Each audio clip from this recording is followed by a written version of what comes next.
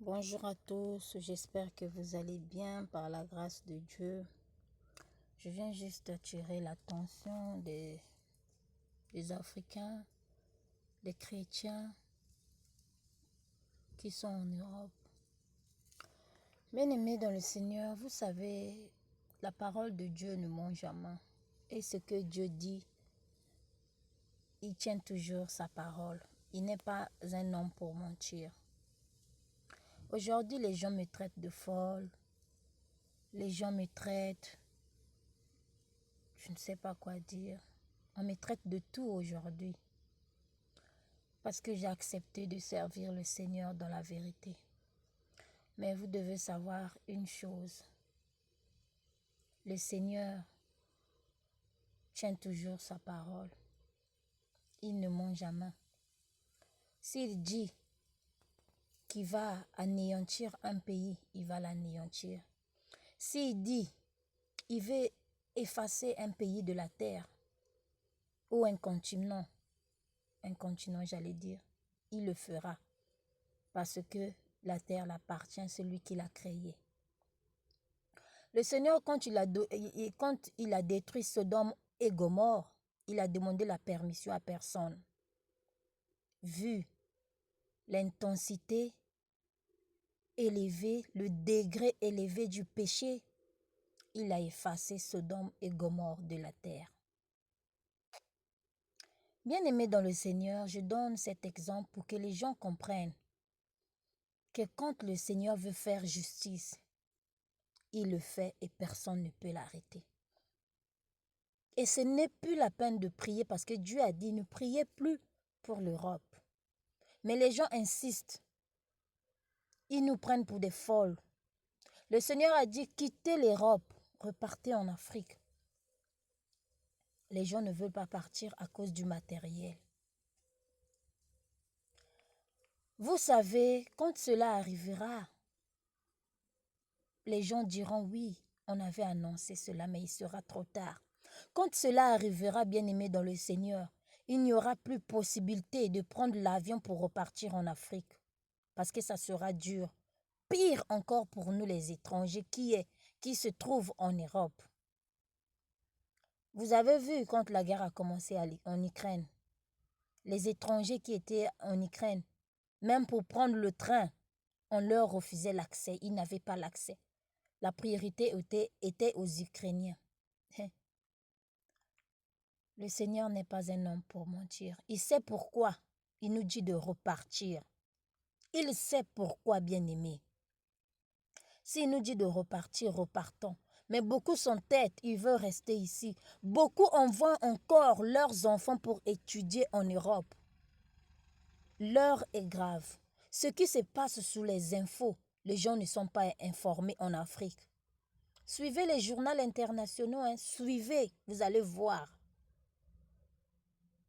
Actuellement là, il y a beaucoup des Africains qui veulent repartir en Afrique, mais ils n'ont même pas un billet. Ne jouons pas avec nos vies. Si le Seigneur dit repartons, repartons. Si le Seigneur est en train de montrer, les messages sont en train d'insister, il veut qu'ils repartent en Afrique, il veut que nous repartons en Afrique, bien-aimés, repartons en Afrique. Il sait pourquoi. Il veut épargner les Africains parce que ce que eux ils ont fait en Afrique, le Seigneur veut le faire payer. Il veut qu'ils payent pour ce qu'ils ont fait. C'est pour cela que le Seigneur nous dit de repartir. Vous croyez que le Seigneur est bête? Il n'est pas bête. Il a vu ce qu'on a fait souffrir.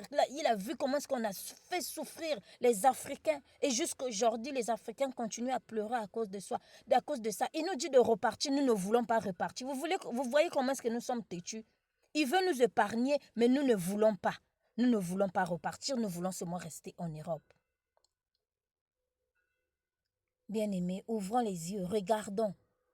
Du jour au lendemain, c'est pire. Du jour au lendemain, ça s'aggrave. On est en train de démissionner, les gens sont en train on est en train de licencier les gens n'importe comment. Du jour au lendemain, c'est les prix qui augmentent. La galère qui arrive ici, en Europe, les gens n'y croiront pas, mais ça arrive. Parce que c'est Dieu qui a décidé ainsi et personne ne peut arrêter la justice de Dieu. Personne ne peut arrêter. Si le Seigneur veut que nous repartons, repartons. Il nous dit de repartir parce qu'il veut restaurer l'Afrique. Il veut restaurer l'Afrique. Malgré ça, les gens n'y croient pas. Malgré ça, les gens n'y croient pas. Petit à petit, il est en train de restaurer l'Afrique.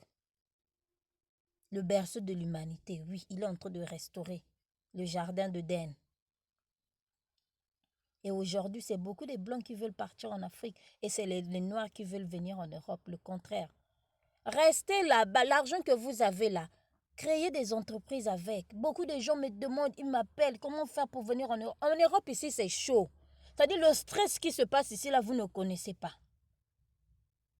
Vous ne connaissez pas le stress qu'il y a ici. Ici, si tu veux vivre ici en Europe, ici, je peux dire c'est une vie d'esclavage.